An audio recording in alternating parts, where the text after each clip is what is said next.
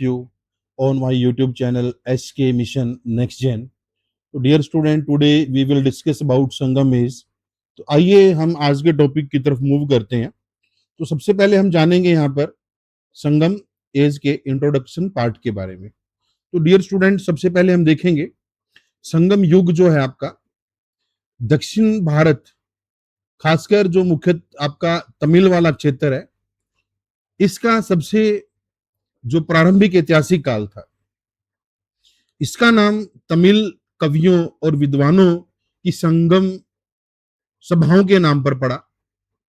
और यह काल लगभग 300 ईसा पूर्व से 300 ईस्वी तक माना जाता है. और यह समृद्ध तमिल साहित्य, विकसित व्यापार और उन्नत सामाजिक जीवन के लिए जाना जाता है. तो सोर्स ऑफ स्टडी क्या है डियर स्टूडेंट, इसके मतलब स्रोत क्या है? तो साहित्यिक स्रोत में अगर हम देखेंगे, यहाँ पे संगम साहित्य प्रमुख स्रोत है. अगर हम यहाँ पे बात करेंगे इसके बारे में, तो यहाँ पे इसमें आपका जो इंक्लूड है वो है एट्टू तोक्के, जिसमें 8 संकलन है, और पट्टू पट्टू, जिसके अंदर आपके 10 इडलिस जैसी रचनाएं हैं.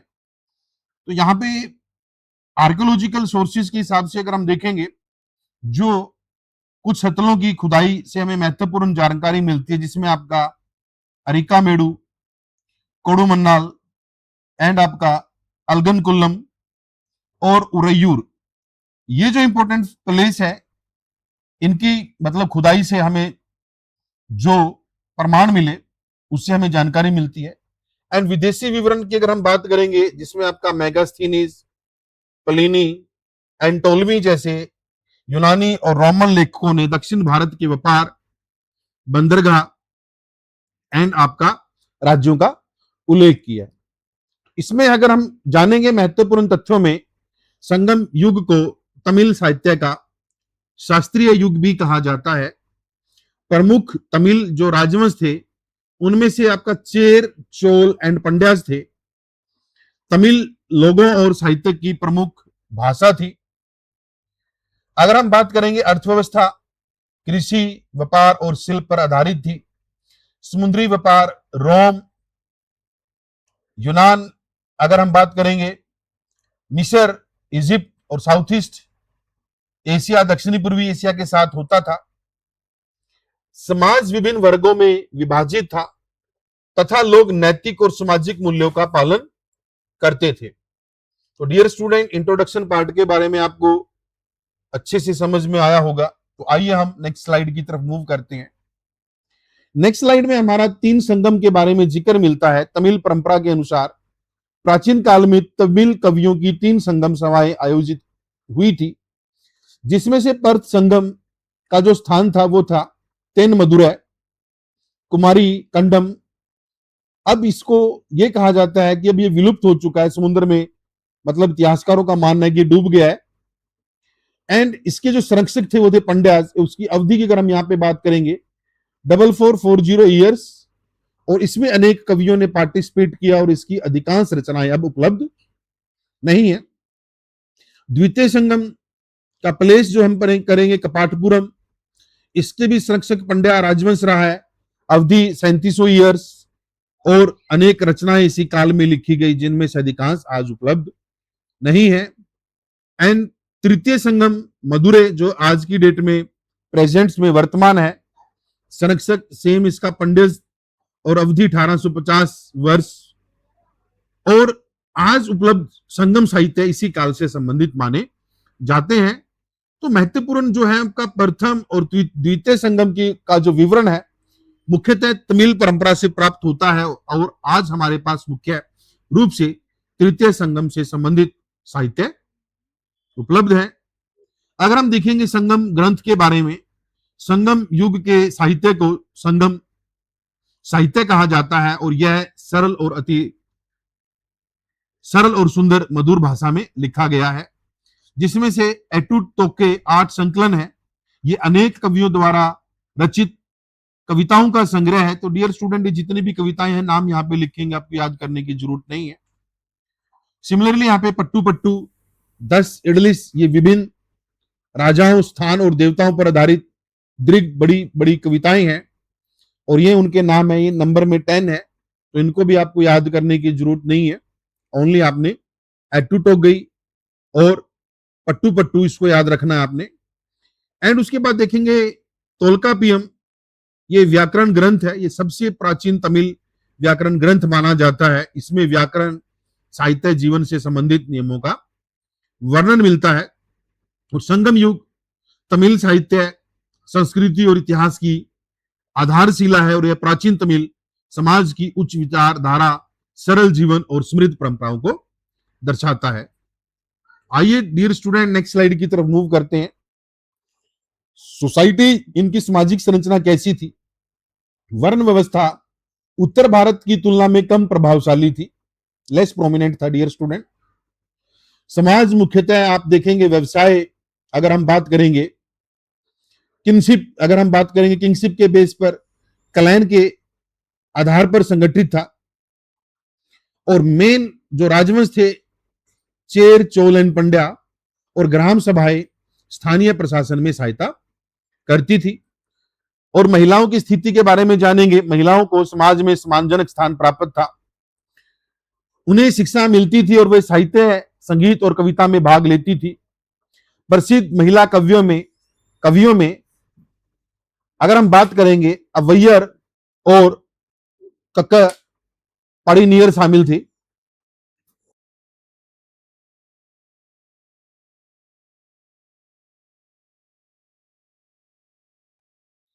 अगर हम बात करेंगे यहाँ पे कुछ समुदायों में विधवा जो पुनर्विवाह प्रचलित था, सती प्रथा, समानता प्रथा नहीं थी। फिर भी यहाँ पे इन चीजों को देखते हुए डियर स्टूडेंट, जो विमेन का समाज में जो स्थान था वो सम्मानजनक था। धर्म एंड मान्यता के बारे में अगर बात करेंगे, लोग मरुगन, मयोन, जिसको विष्णु एंड कौरवई युद्ध की देवी कहा जाता है, इंद्र और वरुण की पूजा करते थे। एंड 5 तिन्नई का मतलब यहाँ पे लैंडस्केप के बारे में बताया गया है और ये उनसे जुड़े हुए देवता के बारे में बताया गया है। तो इसमें हम सबसे पहले पढ़ेंगे कुरिंजी। कुरिंजी पर्वतीय क्षेत्रों कहा जाता था और इससे जुड़ा हुआ देवता का नाम है मुरुगन। तो डियर स्टूडेंट, काफी बार पूछ लिया जाता है कि कुरिंजी से जुड़ा हुआ देवता कौन सा है। मुल्ले वन क्षेत्र को जो बोलते थे, इसका जो भगवान था मायोन या विष्णु। मरुतम कृषि भूमि को, जो गॉड एसोसिएटेड था इंद्र। नैथल तटीय क्षेत्र को वरुण जो देवता इससे एसोसिएटेड है। एंड पाले ये शुष्क क्षेत्र को, और इससे जो जुड़ी हुई देवी या देवता कौरवई। तो वीर योद्धाओं की स्मृति में अगर हम बात करेंगे, वीरकल या फिर नडुकल, जिसको हम बोलते हैं नडुकल, स्थापित किए जाते थे। नडुकल का मतलब डियर स्टूडेंट, यहाँ पे पत्थर की एक शिला के ऊपर उस योद्धा की आकृति होती थी और उसकी पूजा भी की जाती थी। पूर्वज पूजा और प्रकृति पूजा सामान्य थी इनके शासनकाल में। अगर हम इकोनॉमी देखेंगे, कृषि लोगों का मुख्य व्यवसाय था। धान प्रमुख फसल था, इसके अलावा बाजरा, गन्ना, कपास, दालें, तिल और मसाले भी उगाए जाते थे।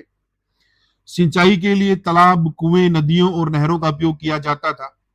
उपजाऊ कावेरी डेल्टा एक महत्वपूर्ण कृषि क्षेत्र था और कृषि का संबंध 5 तिणे भूदर्शों से भी था, जो भी हमने डिस्कस किया डियर स्टूडेंट। यहाँ पे हमें कुरिंजी, मुल्लई, मरुथम, नेतल एंड पल्लई। क्राफ्ट की अगर हम बात करेंगे, शिल्प में कपास और रेशम की बुनाई अत्यधिक विकसित थी। कुशल कारीगर मिट्टी के बर्तन, लोहे के औजार, हथियार, आभूषण, मनके, हाथी दांत की वस्तुएं और मोती बनाते थे। मदुरै, उरैयूर, कावेरीपट्टनम एंड कोडुमन्नल जो थे प्रमुख शिल्प केंद्र थे। व्यापार की अगर हम यहाँ पे बात करेंगे, ट्रेड, आंतरिक व्यापार अंगाड़ी नामक बाजारों के माध्यम से होता था। एंड विदेशी व्यापार यवनों, मिस्र, अरब और दक्षिणी पूर्वी एशिया के साथ होता था। प्रमुख बंदरगाहें की अगर हम बात करेंगे, मुजीरिस, जिसको मुचीरी, कोरकई एंड कावेरीपट्टनम, फुहार, ये इंपोर्टेंट बंदरगाहें थी। एंड जो मेजर एक्सपोर्ट, जो निर्यात होता था, काली मिर्च, मोती, हाथी दांत, मसाले, कीमती पत्थर, वस्त्र और चंदन का।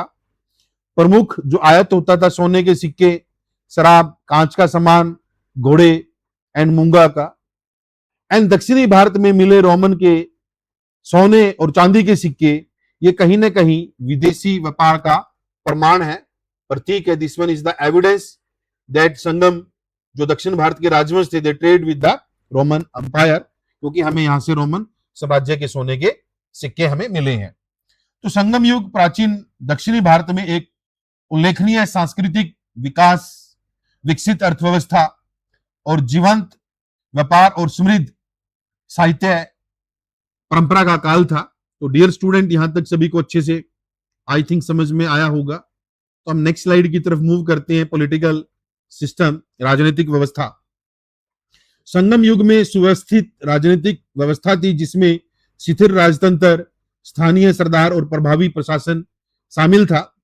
इसमें से हम देखें किझार, किझार बेसिकली राजा, किझार मुकुटधारी एवं प्रभु राजा होते थे। 3 प्रमुख राजवंश थे, चेर, चोल एंड पंड्या, और वो बड़े क्षेत्रों पर शासन करते थे। अगर हम बात करेंगे, वे कर वसूलते, सेना बनाए रखते और जनता की रक्षा करते थे। राजा को धर्म और न्याय का संरक्षण माना जाता था, और राजाओं के लिए प्रयुक्त उपलब्धियों में पेरू मक्कल, अराशन, मन्नन को और वेदन शामिल थे। अगर हम यहां पे देखेंगे, अगर हम यहां पे नेक्स्ट अगर देखेंगे, यहां पे सेकंड आपका वेंदर, वेंदर आपका सरदार या फिर उनके अधीनस्थ शासक को कहा जाता था। वेंदर 3 प्रमुख राजवंशों के अधीन छोटे क्षेत्रों पर शासन करने वाले अधीनस्थ शासक या सरदार थे। वे कर वसूलते, कानून व्यवस्था बनाए रखते और अपने अधीनस्थ को सैनिक उपलब्ध करवाते थे। वे राजा के प्रति वफादार रहते थे तथा अपने क्षेत्र में उन्हें प्राप्त स्वायत्तता थी। उदाहरण के तौर पर अगर हम बात करेंगे, नन्नन, ओरी, अत्तियम्मन, नेडुमन, अंजी, मल्लेमन, तो ये वेंदर, जिसको सरदार कहा जाता था, मतलब एक चीफ।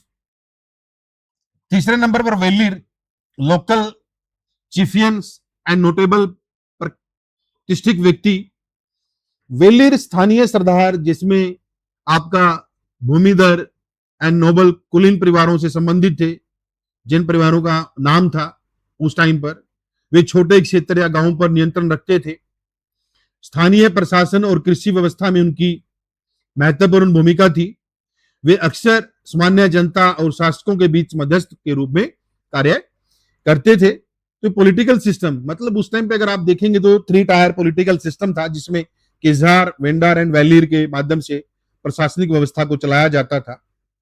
इसके अलावा अगर हम देखेंगे, राजतंत्र शासन का प्रमुख स्वरूप था। राजाओं के पास मंत्री होते थे, जिसमें अगर हम बात करेंगे अमात्यर, अगर हम बात करेंगे पुरोहितर, पुरोहित को, और सेनापति, जिसको कमांडर कहा जाता था। अगर हम बात करेंगे, सभाएं और परिषद राज्य की सहायता करती थी, जिसमें एम्पू रुकुजू, जो 5 महान अधिकारियों की परिषद का नाम था, एंड एनपेरियम, जो 8 सदस्यों की परिषद जो राजा को असिस्ट करती थी। न्याय, राजाओं से न्याय प्रिय होने और दोषियों को दंड देने की अपेक्षा की जाती थी। युद्ध एवं सेना, सेना में पैदल सैनिक, घुड़सवार, रथ और हाथी शामिल थे। किले, सुरक्षा के लिए मजबूत किलों का निर्माण किया जाता था। और कर व्यवस्था में आपका भूकर, पेशागत कर, सीमा शुल्क कर और युद्धों से प्राप्त लूट आय के प्रमुख स्रोत थे। और इसके अलावा अगर हम देखेंगे अदर इंपॉर्टेंट फैक्ट में, संगम साहित्यों में राजाओं और सरदारों की उदारता, वीरता और साहस का बार बार वर्णन मिलता है। उपहार देना, जिसको कोड़े वर्ड यूज किया जाता है, तथा कवियों और विद्वानों को संरक्षण देना महत्वपूर्ण ये राजनीतिक मूल्य थे, राजनीतिक पॉलिटिकल वैल्यू में आते थे। एंड राजनीतिक सत्ता का संबंध जनता के कल्याण और भूमि की सुरक्षा से जोड़ा जाता था। यहां पे देखेंगे संगम युग की राजनीतिक व्यवस्था तीन स्तरीय संरचना पर आधारित थी, जिसमें कि जार, राजा, वेंदर, सरदार एंड वेलियर स्थानीय सरदार, ये मिलकर स्थिर प्रशासन और समृद्धि को सुनिश्चित करते थे। तो डियर स्टूडेंट, यहां तक सभी को आई होप अच्छे से समझ में आया होगा। आइए नेक्स्ट स्लाइड की तरफ मूव करते हैं। हम यहाँ पे नेक्स्ट स्लाइड में हम देखेंगे संगम युग में धार्मिक जीवन। अगर हम देखेंगे संगम युग के अंदर लोग विभिन्न धर्मों का पालन करते थे, जिसमें आपका बौद्ध धर्म, जैन धर्म और ब्राह्मण धर्म सभी विद्यमान थे और उन्होंने समाज को प्रभावित किया। तो सबसे पहले देखेंगे बौद्ध धर्म। बौद्ध धर्म 3री शताब्दी ईसा पूर्व तक तमिल क्षेत्र में पहुंच चुका था। इसे व्यापारियों और कुछ शासकों का संरक्षण मिला। विहार, शिक्षा और अध्ययन के केंद्र के रूप में कार्य करते थे। अगर हम बात करेंगे, बौद्ध धर्म ने अहिंसा, करुणा और त्याग पर जोर दिया और प्रमुख प्रमाण आपके कांचीपुरम, नागीपट्टनम एंड अरिका मेडू है। अगर हम जैन धर्म के बारे में देखेंगे स्टूडेंट, जैन धर्म का प्रारंभिक संगम काल में अच्छा प्रभाव था। इन्हें पंड्या और चेर शासकों तथा व्यापारियों का संरक्षण प्राप्त था। जैन धर्म ने अहिंसा, सत्य और आत्म संयम पर जोर दिया और जैन साधु गुफाओं में रहते थे। एविडेंस आपका सीता नवसाल केव एंड आपका उगालूर एंड मदुरै, और Sittanavasal cave is totally dedicated to the Jainism. यहां से काफी बार क्वेश्चन आता है, Sittanavasal cave is dedicated to Jainism. तो ब्राह्मण धर्म की अगर हम बात करेंगे, ब्राह्मण धर्म स्थानीय तमिल धार्मिक परंपराओं के साथ सह अस्तित्व में था, जिसमें अब मुरुगन, मायोन, शिव, कौरवई, इंद्र और वरुण की पूजा की जाती थी। वैदिक यज्ञ किए जाते थे और ब्राह्मण, जिसको अंतनार को राजकीय संरक्षण और भूदान प्राप्त होता था, और वीरकल, जिसको नडुकल कहते हैं, तथा पूर्वज पूजा प्रचलित थी। आप देखेंगे ऐसे स्टोन थे, अभी मैंने पीछे भी स्लाइड में बताया, जो वीर नायक होते थे उनको सम्मान दिया जाता था, उनकी पूजा की जाती थी। तो डियर स्टूडेंट, आई होप सभी को संगम युग अच्छे से समझ में आया होगा। तो अगर ये वीडियो आप सभी को अच्छी लगी तो please thanks for watching, like, share and subscribe. जो भी स्टूडेंट फर्स्ट टाइम देख रहा है मेरे इस चैनल को, please subscribe my this channel, ताकि मैं और भी आपके लिए कंप्लीट वीडियो अच्छे तरीके से मोटिवेटेड वे में बना सकूं। तो मिलते हैं नेक्स्ट वीडियो में, तब तक के लिए बाय।